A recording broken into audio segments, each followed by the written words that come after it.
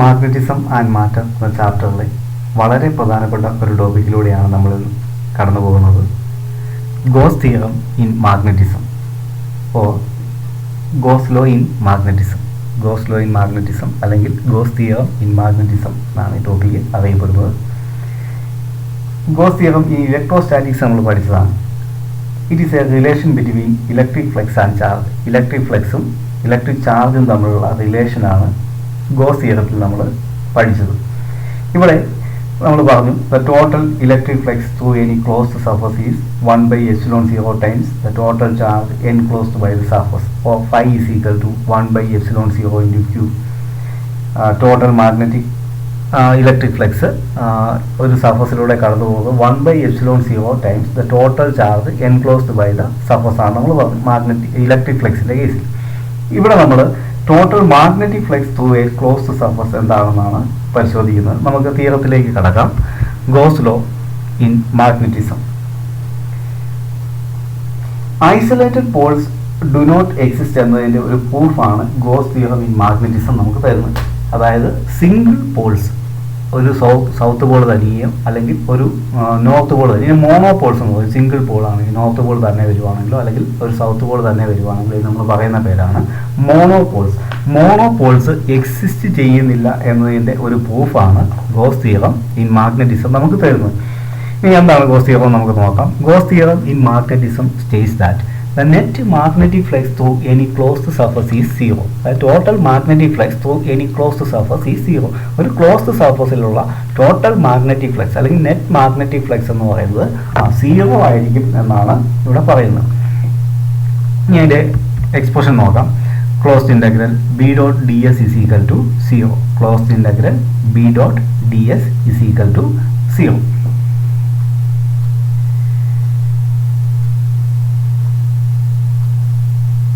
ഇവിടെ പറഞ്ഞു net flux becomes 0. The magnetic flux lines entering are completely leaving from the surface. ഒരു സർഫസിലെ net flux 0 ആകണമെങ്കിൽ ആ സർഫസിലേക്ക് എൻ്റർ ചെയ്യുന്ന മുഴുവൻ മാഗ്നറ്റിക് ഫീൽഡ് ലൈൻസും ആ സർഫസിൽ നിന്ന് ലീവ് ചെയ്യണം. അതായത് ആ സർഫസിൽ മാഗ്നറ്റിക് ഫീൽഡ് ലൈൻസ് ഒന്നും അവശേഷിക്കാൻ പാടില്ല. എന്ന് പറഞ്ഞാൽ എൻ്റർ ചെയ്യുന്ന നമ്മൾ കൺസിഡർ ചെയ്യുന്ന ആ ക്ലോസ് സർഫസിലേക്ക് കടന്നു വരുന്ന മുഴുവൻ മാഗ്നറ്റിക് ഫീൽഡ് ലൈൻസും സർഫസിൽ നിന്ന് ലീവ് ചെയ്യപ്പെടുന്നുണ്ട്. ഇതിൽ നിന്ന് ഒരു കാര്യം വ്യക്തമാണ്. If there is an origin of magnetic field lines there must be A termination also. അതായത് നമ്മൾ പറഞ്ഞു മാഗ്നറ്റിക് ഫീൽഡ് ലൈൻസ് ഒരു ബാർ മാഗ്നറ്റ് നമ്മൾ കൺസിഡർ ചെയ്യുവാണെങ്കിൽ ഒറിജിനേറ്റ് ചെയ്യുന്നത് നോർത്ത് പോളിൽ നിന്ന് സൗത്ത് പോളിലേക്ക്, നോർത്ത് പോളിൽ നിന്ന് സ്റ്റാർട്ട് ചെയ്യുന്നു, സൗത്ത് പോളിൽ അവസാനിക്കുന്നു നമ്മൾ പഠിച്ചിട്ടുണ്ട്. ഇനി ഇൻസൈഡ് ദ മാഗ്നറ്റ് ആണെങ്കിൽ അത് സൗത്ത് പോളിൽ നിന്ന് നോർത്ത് പോളിലേക്കായിരിക്കും നമ്മൾ പഠിച്ചിട്ടുണ്ട്. അപ്പം ഒരു നോർത്ത് പോൾ ഉണ്ടെങ്കിൽ അവിടെ എന്തുണ്ടായിരിക്കണം? ഒരു സൗത്ത് പോളും ഉണ്ടായിരിക്കും. എന്ന് പറഞ്ഞാൽ സ്റ്റാർട്ട് ചെയ്യുന്ന മാഗ്നറ്റിക് ഫീൽഡ് ലൈൻസ് ടെർമിനേറ്റ് ചെയ്യാൻ അവിടെ എന്തുണ്ടായിരിക്കണം? ഒരു മാഗ്നറ്റിക് ഫീൽഡ് ലൈൻസ് നിർബന്ധമായും ഉണ്ടായിരിക്കും. അതായത് സിംഗിൾ പോൾസ് തന്നെയായിട്ട് എക്സിസ്റ്റ് ചെയ്യാൻ പാടില്ല. ഒരു നോർത്ത് പോൾ ഉണ്ടെങ്കിൽ there must be a south pole also. It is clear that the single magnetic poles do not exist, or monopoles doesn't exist. Monopoles single magnetic Paul's ആയിട്ട് exist ചെയ്യപ്പെടുന്നില്ല എന്നാണ് ഇതിൽ നിന്ന് പറയുന്നത്. ഇലക്ട്രോസ്റ്റാറ്റിക്സിൽ നമ്മൾ പഠിച്ചായിരുന്നു സിംഗിൾ ചാർജ് എക്സിസ്റ്റ് ചെയ്യാം. അതായത് ഒരു പോസിറ്റീവ് ചാർജ് തനിയും അല്ലെങ്കിൽ ഒരു നെഗറ്റീവ് ചാർജ് തനിയും എക്സിസ്റ്റ് ചെയ്യാൻ സാധിക്കും. എന്നാൽ ഇവിടെ മാഗ്നറ്റിക് ഫീൽഡിൽ അങ്ങനെയല്ല, മാഗ്നറ്റിസത്തിൽ അങ്ങനെയല്ല. ഒരു മോണോപോൾ, അതായത് സൗത്ത് പോൾ തന്നെയോ അല്ലെങ്കിൽ നോർത്ത് പോൾ തന്നെയോ എക്സിസ്റ്റ് ചെയ്യപ്പെടുന്നില്ല എന്നാണ് നമ്മൾ പഠിക്കുന്നത്. അതാണ് closed integral B dot D S is equal to 0. Important ആയിട്ടുള്ള ഒരു തിയറമാണ്. ഇതിൻ്റെ പ്രൂഫൊന്നും നമുക്ക് പഠിക്കാനില്ല. നമുക്ക് ഇതിൻ്റെ സ്റ്റേറ്റ്മെൻറ്റും അതുപോലെ ഇതിൻ്റെ എക്സ്പ്രഷനും നമ്മൾ പഠിച്ചിരിക്കുന്ന എക്സാമിന് ചോദിക്കാൻ വളരെ സാധ്യതയുള്ളൊരു ഭാഗമാണ്.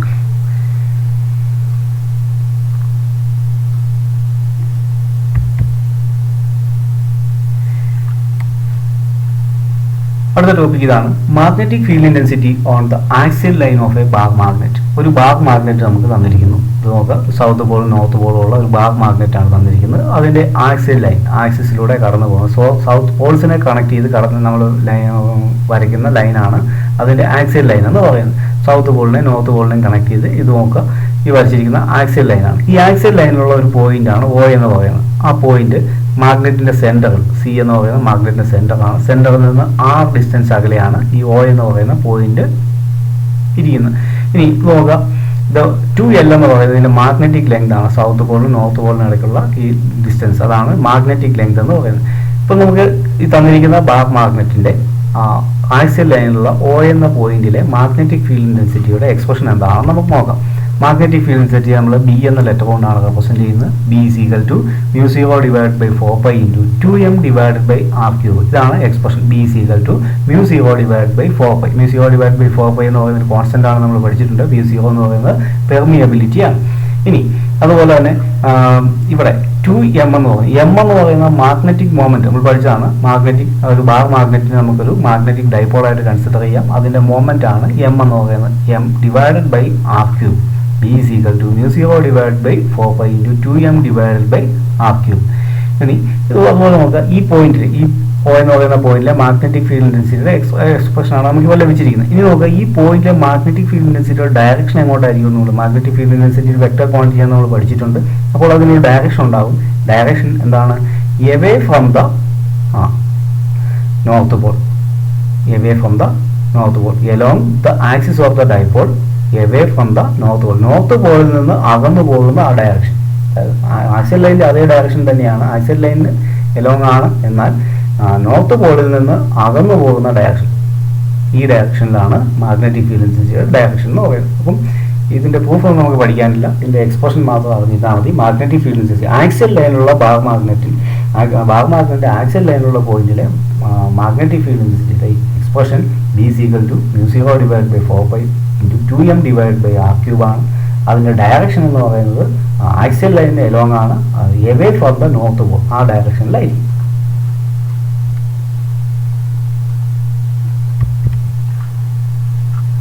Then magnetic field intensity on the equatorial line of a bar magnet. ഒരു ബാർ മാഗ്നറ്റിന് ഇക്വറ്റോറിയൽ, അതായത് ആക്സിയൽ ലൈനിന് പെർപെൻഡിക്കുലർ ആയിട്ട് നമ്മൾ വരയ്ക്കുന്ന ലൈനാണ് ഇക്വറ്റോറിയൽ ലൈൻ എന്ന് പറയുന്നത്. അതിലുള്ള r ഡിസ്റ്റൻസ് അകലെയുള്ള ഒരു പോയിന്റ് നോക്കുക. ഇവിടെ നമുക്ക് സെന്ററിൽ നിന്ന് r ഡിസ്റ്റൻസ് അകലെയുള്ള ഇക്വറ്റോറിയൽ ലൈനിന്റെ ഒരു പോയിന്റ് നമ്മൾ കൺസിഡർ ചെയ്യുന്നു. ഈ പോയിന്റിലെ മാഗ്നറ്റിക് ഫീൽഡ് ഇന്റൻസിറ്റി എത്രയാണ് നമ്മൾ കണ്ടുപിടിക്കാനാണ് പോകുന്നത്. ഇപ്പോൾ ഫിഗർ ബാക്കിയെല്ലാം സെയിം ആണ്. 2L എന്ന് പറയുന്ന മാഗ്നറ്റിക് ലെങ്ത് ആണ്. ഇനി നമ്മൾ ഇതിന്റെ എക്സ്പ്രഷനിലേക്ക് നമുക്ക് പോകാം. B is equal to mu0 divided by 4 pi into m divided by r cube. ഇതാണ് ഇവിടെ മാഗ്നറ്റിക് ഫ്ലക്സ് ഇന്റൻസിറ്റിയുടെ മാഗ്നറ്റിക് ഫീൽഡ് ഇന്റൻസിറ്റിയുടെ expression. B is equal to mu0 divided by 4 pi into m divided by r cube. m divided by r cube. ഇനി ഈ പോയിന്റിലെ magnetic field ഇന്റൻസിറ്റിയുടെ direction നോക്കുക. Magnetic field ഇന്റൻസിറ്റിയുടെ ഡയറക്ഷൻ നോക്കുക. ഇവിടെ മാഗ്നറ്റിക് ഫീൽഡ് ഇന്റൻസിറ്റിയുടെ ഡയറക്ഷൻ നോർത്ത് നോക്കുക. എങ്ങനെയാണ്? ഇതിന്റെ ആക്സിസിന് എലോങ് ആയിട്ടുള്ള ഡയറക്ഷൻ തന്നെയാണ്. ഇതിന്റെ ആക്സിയൽ ലൈനിന് എലോങ് ആയിട്ടുള്ള ഡയറക്ഷൻ തന്നെയാണ്, അല്ലെങ്കിൽ ആക്സിയൽ ലൈനിന് പാരലൽ ആയിട്ടാണ് കടന്നു പോകുന്നത് നമുക്ക് പറയാം. ഇനി നോക്കുക ഡയറക്ഷൻ എങ്ങോട്ടാണ്?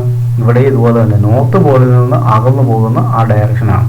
നോർത്ത് പോളിൽ നിന്ന് അകന്നു പോകുന്ന ഡയറക്ഷനിലാണ് മാഗ്നറ്റിക് ഫീൽഡ് ഇന്റൻസിറ്റി, അതായത് ഈ പോയിന്റിലെ മാഗ്നറ്റിക് ഫീൽഡ് ഇന്റൻസിറ്റിയുടെ ഡയറക്ഷൻ എന്ന് പറയും. ഈ രണ്ട് എക്സ്പ്രഷൻസും ഓർത്തിരിക്കുക. മാഗ്നറ്റിക് ഫീൽഡിന്റെ ഡയറക്ഷൻ എങ്ങോട്ടാണെന്നും മറന്നു പോകാതിരിക്കുക. ഈ ഭാഗത്ത് നിന്ന് എക്സാമിന് ചോദിക്കാൻ സാധ്യതയുള്ള ഒരു ക്വസ്റ്റ്യൻ ആണിത്. What happens to the pole strength and magnetic dipole moment when a magnet is cut into 2 equal halves? ഒരു മാഗ്നറ്റിനെ രണ്ടായിട്ട് ഈക്വൽ ആയിട്ട് നമ്മൾ കട്ട് ചെയ്യുന്നു. കട്ട് ചെയ്ത് കഴിഞ്ഞാൽ അതിന്റെ പോൾ സ്ട്രെങ്തിനും മാഗ്നറ്റിക് ഡൈപോൾ മൊമെന്റിനും എന്ത് വ്യത്യാസം സംഭവിക്കും എന്നാണ് ക്വസ്റ്റ്യനകത്ത് ചോദിച്ചിരിക്കുന്നത്. മാഗ്നറ്റിനെ രണ്ട് രീതിയിൽ നമുക്ക് കട്ട് ചെയ്യാം. ലോഞ്ചിറ്റ്യൂഡിനൽ ആയിട്ട് കട്ട് ചെയ്യാം, അതുപോലെ ട്രാൻസ്വേഴ്സ് ആയിട്ട് കട്ട് ചെയ്യാം. ഇനി എന്താണ് ലോഞ്ചിറ്റ്യൂഡിനൽ ആയിട്ട് കട്ട് ചെയ്യുന്നത്, എങ്ങനെയാണ് ട്രാൻസ്വേഴ്സ് ആയിട്ട് കട്ട് ചെയ്യുന്നത് നമുക്ക് നോക്കാം. ഇതാണ് ലോഞ്ചിറ്റ്യൂഡിനൽ ആൻഡ് ട്രാൻസ്വേഴ്സ് ആയിട്ട് കട്ട് ചെയ്യുന്ന രണ്ട് ഫിഗറാണ് തന്നിരിക്കുന്നത്. ലോഞ്ചിറ്റ്യൂഡിനൽ ആയിട്ട് കട്ട് ചെയ്യുക എന്ന് പറഞ്ഞു കഴിഞ്ഞാൽ നമ്മുടെ ആക്സിയൽ ലൈനിന് എലോങ് ആയിട്ട് കട്ട് ചെയ്യും. ആക്സിയൽ ലൈനിന് എലോങ് ആയിട്ട് കട്ട് ചെയ്ത് കഴിഞ്ഞാൽ ഇതിനെ നമ്മൾ ലോഞ്ചിറ്റ്യൂഡിനൽ കട്ടിങ് എന്ന് പറയും. ഇനി ട്രാൻസ്വേഴ്സ് കട്ടിങ് എന്ന് പറഞ്ഞു കഴിഞ്ഞാൽ എന്താണ്? ഇതിന് ആക്സിയൽ ലൈനിന് പെർപെൻഡിക്കുലർ ആയിട്ട് നമ്മൾ കട്ട് ചെയ്യുന്നു. പെർപെൻഡിക്കുലർ ആയിട്ട് നമ്മൾ കട്ട് ചെയ്യുന്നു. ഇങ്ങനെ രണ്ട് രീതിയിൽ നമ്മൾ കട്ട് ചെയ്യുമ്പോൾ പുതുതായിട്ട് കിട്ടുന്ന മാഗ്നറ്റുകൾ രണ്ട് പീസുകളായിട്ട് മാഗ്നറ്റ് മാറും. അങ്ങനെ ഉണ്ടാകുന്ന മാഗ്നറ്റുകൾ അപ്പം ഈക്വലായിട്ട് കട്ട് ചെയ്ത് കഴിഞ്ഞാൽ ഉണ്ടാകുന്നത് പുതിയ രണ്ട് മാഗ്നറ്റുകളായിരിക്കും. ആ മാഗ്നറ്റുകളുടെ പോൾ സ്ട്രെങ്ത് എത്രയായിരിക്കും, അതുപോലെ തന്നെ മാഗ്നറ്റിക് ഡൈപോൾ മൊമെന്റ് എത്രയായിരിക്കും എന്നാണ് നമ്മളോട് ഈ ക്വസ്റ്റ്യൻ ചോദിച്ചിരിക്കുന്നത്. നമുക്ക് ഇതിന്റെ ആൻസറിലേക്ക് പോകാം. Cut along magnetic axis. ആദ്യം നമ്മൾ ലോഞ്ചിറ്റ്യൂഡിനലായിട്ട് കട്ട് ചെയ്യുന്നത് എങ്ങനെയാണെന്നാണ് പറഞ്ഞിരിക്കുന്നത്. ആ മാഗ്നറ്റിക് ആക്സിസിന് എലോങ് ആയിട്ട് നമ്മൾ കട്ട് ചെയ്യുന്നു. ഇങ്ങനെ കട്ട് ചെയ്യുമ്പോൾ നമുക്ക് പുതുതായിട്ട് രണ്ട് മാഗ്നറ്റുകളാണ് ലഭിക്കുന്നത്. നോക്കുക, 2 മാഗ്നറ്റ് ബാർ മാഗ്നറ്റാണ് നമ്മൾ കട്ട് ചെയ്തിരിക്കുന്നത്. അപ്പോൾ നമുക്ക് പുതിയ 2 ബാർ മാഗ്നറ്റുകൾ നമുക്ക് ലഭിച്ചു. ഇനി ഈ പുതുതായിട്ട് കിട്ടിയ bar മാഗ്നറ്റുകളുടെ Paul സ്ട്രെങ്ത്തും magnetic dipole momentum നമ്മൾ കണ്ടുപിടിക്കാനാണ് പോകുന്നത്. The magnet is cut exactly into 2 halves. By cutting its magnetic axis, the pole strength of each part is exactly half of the pole strength of original magnet. ഇവിടെ പറഞ്ഞിരിക്കുന്നതാണ് pole strength പകുതിയായിട്ട് മാറും.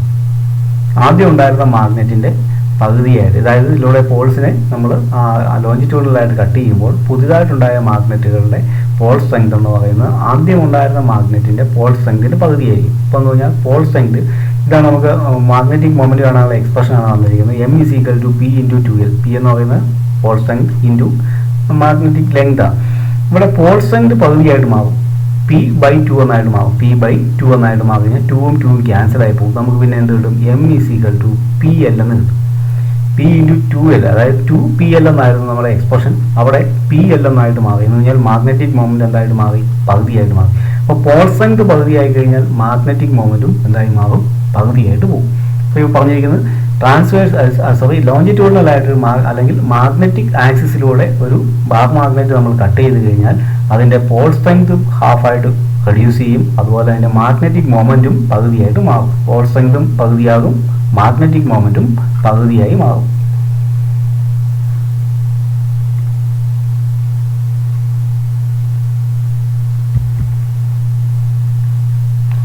ഇനി magnetic ഇക്വേറ്ററിലൂടെ അല്ലെങ്കിൽ transverse ആയിട്ട് ഒരു bar magnet cut ചെയ്ത് കഴിഞ്ഞാൽ എന്ത് സംഭവിക്കുന്നതാണ് നമ്മൾ നോക്കുന്നു. ഇപ്പോൾ നോക്കുക, ട്രാൻസ്വേഴ്സ് ആയിട്ട് ഒരു ബാർ മാഗ്നറ്റിനെ നമ്മൾ കട്ട് ചെയ്യുമ്പോൾ നമുക്ക് പുതുതായിട്ട് 2 മാഗ്നറ്റുകൾ കിട്ടി. നോക്കുക, നോർത്ത് പോളും സൗത്ത് പോളും ഉള്ള 2 മാഗ്നറ്റ്. ഇത് നമ്മളിതിനെ എത്ര പീസാക്കി കട്ട് ചെയ്താലും, ഒരു ബാർ മാഗ്നറ്റിനെ എത്ര പീസായിട്ട് നമ്മൾ കട്ട് ചെയ്താലും പുതുതായിട്ട് നമുക്ക് കിട്ടും ഒരു സിംഗിൾ പോളായിട്ട് ഒരിക്കലും കിട്ടത്തില്ല. ഇപ്പോൾ ഇവിടുന്ന് കട്ട് ചെയ്ത് കഴിഞ്ഞാൽ ഒരു നോർത്ത് പോൾ മാത്രമുള്ള ഒരു മാഗ്നറ്റ് നമുക്ക് ഒരിക്കലും കിട്ടത്തില്ല.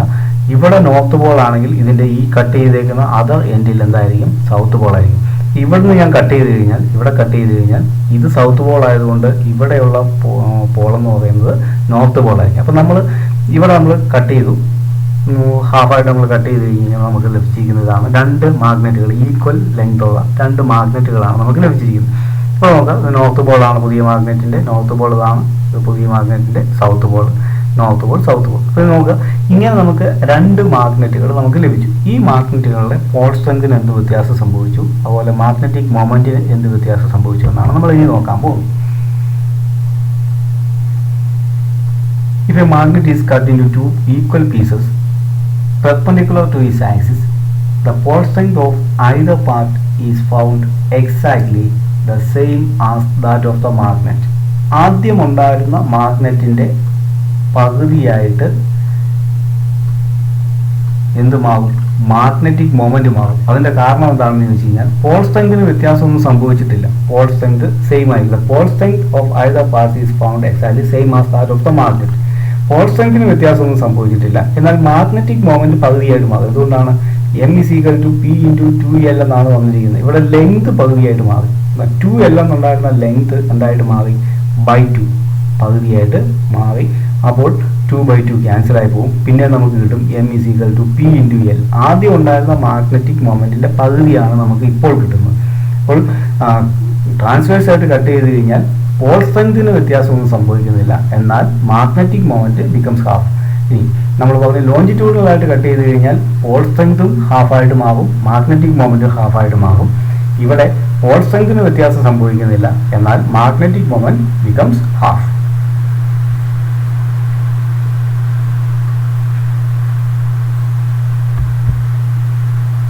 വളരെ സിമ്പിൾ ആയിട്ടുള്ള ടോപ്പിക്കുകളാണ് നമ്മൾ ഇന്ന് പഠിച്ചത്. അതിനകത്ത് ഏറ്റവും ഇമ്പോർട്ടൻ്റ് ആയിട്ടുള്ള ഭാഗം ഗോസ് തിയറമാണ്. അതിൻ്റെ സ്റ്റേറ്റ്മെൻറ്റും അതുപോലെ അതിൻ്റെ എക്സ്പ്രഷനും പഠിക്കുക. അതുപോലെ ഈ ക്വസ്റ്റ്യൻസ് എക്സാമിന് വരാൻ സാധ്യതയുള്ള ക്വസ്റ്റ്യൻസാണ് നമ്മൾ പറഞ്ഞത്, അതും മനസ്സിലാക്കി വെക്കുക. അടുത്ത ക്ലാസ്സിൽ നമുക്ക് വീണ്ടും കാണാം. Thank you.